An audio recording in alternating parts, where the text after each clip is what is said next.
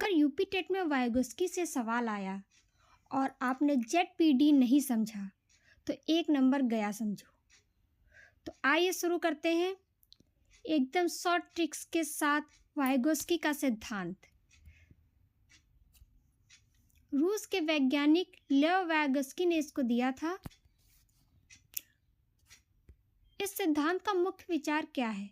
Vygotsky के अनुसार बच्चा समाज और दूसरों के सहयोग से सीखता है। सीखना सामाजिक प्रक्रिया है। कहने का मतलब है कि वाइगोस्की के अनुसार ये है कि बच्चा जो है वो अपने समाज से और दूसरों की हेल्प से ही वो सीखता है। ठीक है, मतलब बच्चा अकेले नहीं बल्कि माता पिता, शिक्षक और साथियों की मदद से सीखता है। ठीक, वाइगोस्की का मतलब यही है कि वो समाज और दूसरों के सहयोग से सीखता है। ठीक, अब सबसे इम्पोर्टेंट पॉइंट, सामाजिक अंतःक्रिया पहले।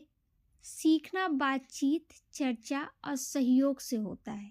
ठीक है, सीखना बातचीत, चर्चा और सहयोग से होता है। ठीक है, वाइगोस्की के अनुसार। दूसरा क्या है, इसको आप समझिएगा, ये सामाजिक अंतःक्रिया के अंतर्गत आता है जिसमें बातचीत, चर्चा और सहयोग के द्वारा बच्चा सीखता है। जो बच्चा अकेले नहीं कर सकता, किसी की मदद से कर सकता है, उसी क्षेत्र को निकटस्थ विकास क्षेत्र कहते हैं।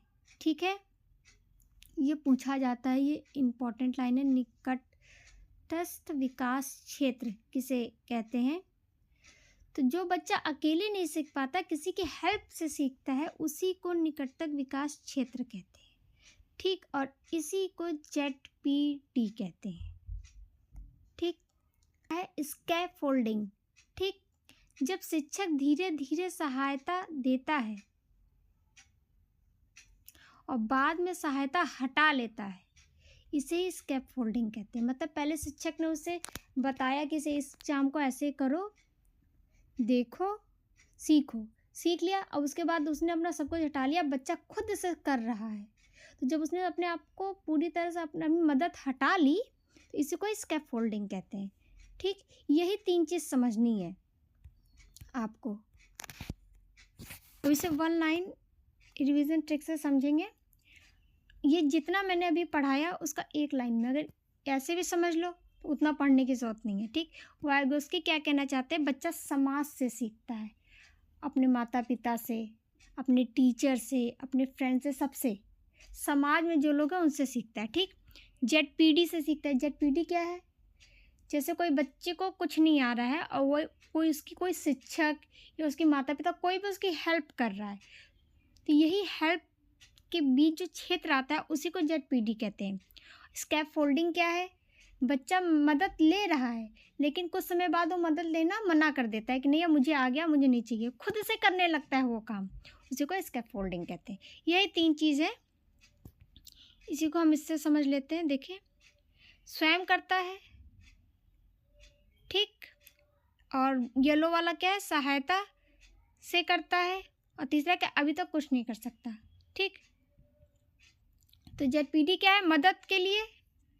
ठीक, इसमें जो जेड-पीडी है, येलो वाली लाइन जो है वो, जब इसका कहने का मतलब है ये क्षेत्र वो है कि बच्चा किसी की हेल्प ले रहा है, और ब्लू लाइन किस लिए है कि बच्चा अब किसी की हेल्प नहीं ले रहा है, ये ब्लू वाली ने स्कैफोल्डिंग है।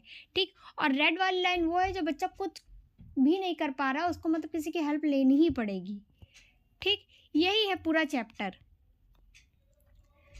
बच्चा ब्लू वाली लाइन में अगर बच्चा आ गया तो बच्चा अकेले कर सकता है, मिडिल वाली लाइन में आ गया तो जेड-पीडी किसी की सहायता से कर सकता है। सबसे इम्पोर्टेंट यही है, जेड-पीडी से हर साल क्वेश्चन आते हैं और आउटर स्कल कोई संभव ही नहीं हो, वो बच्चा खुद से काम नहीं कर सकता है। ठीक, पियाजे और वाइगोस्की में अंतर समझ लीजिए। बच्चा अकेले सीखता है पियाजे के अनुसार, लेकिन वाइगोस्की के अनुसार वो सामाजिक सहयोग से सीखता है। ठीक, पियाजे के अनुसार विकास पहले होता है, सीखना बाद में होता है, लेकिन वाइगोस्की के अनुसार सीखना विकास के आगे बढ़ता है। लाइनर है जो यूपी टेट में हर साल आते हैं, एक बार इस पर नज़र डाल लेते हैं। वाइगोस्की के अनुसार सीखना विकास को आगे बढ़ाता है। संज्ञानात्मक विकास में भाषा का प्रमुख भूमिका होती है। बच्चा सामाजिक अंतःक्रिया से सीखता है। ये सब लाइनें इंपॉर्टेंट हैं। जेडपीडी वह क्षेत्र है जहाँ बच्चा सहायता से कार्य कर सकता है। शिक्षक की भूमिका मार्गदर्शक की होती है। स्कैफोल्डिंग में शिक्षक धीरे धीरे सहायता हटाता है। 7 देखते हैं। अधिक ज्ञान वाला व्यक्ति MKO सीखने में सहायता करता है। 8 देखते हैं। समूह चर्चा और सरकारी अधिगम वाइगोस्की के सिद्धांत पर आधारित है। याद रखिएगा, ग्रुप डिस्कशन आता है एग्जाम में। ग्रुप डिस्कशन किसके पे? वाइगोस्की पे। ठीक। निजी भाषा को वाइगोस्की ने विकास के लिए आवश्यक माना है। लास्ट देखते हैं। सांस्कृतिक वातावरण बच्चे के विकास को प्रभावित करता है। ठीक है, यहाँ पे हमारा ये टॉपिक समाप्त होता है। अब हम इसके 10 MCQ टाइप्स क्वेश्चंस को देखेंगे शाम को 7 बजे। तो अगर वीडियो अच्छी लगी हो तो लाइक करिए, चैनल को सब्सक्राइब करिए, अधिक से अधिक शेयर करिए। हमें आपके सहयोग की बहुत ज़रूरत है। तो मिलते हैं ज्ञान सूत्र सीटेट यूपी चैट चैनल के साथ कम समय में पक्की तैयारी। Thank you.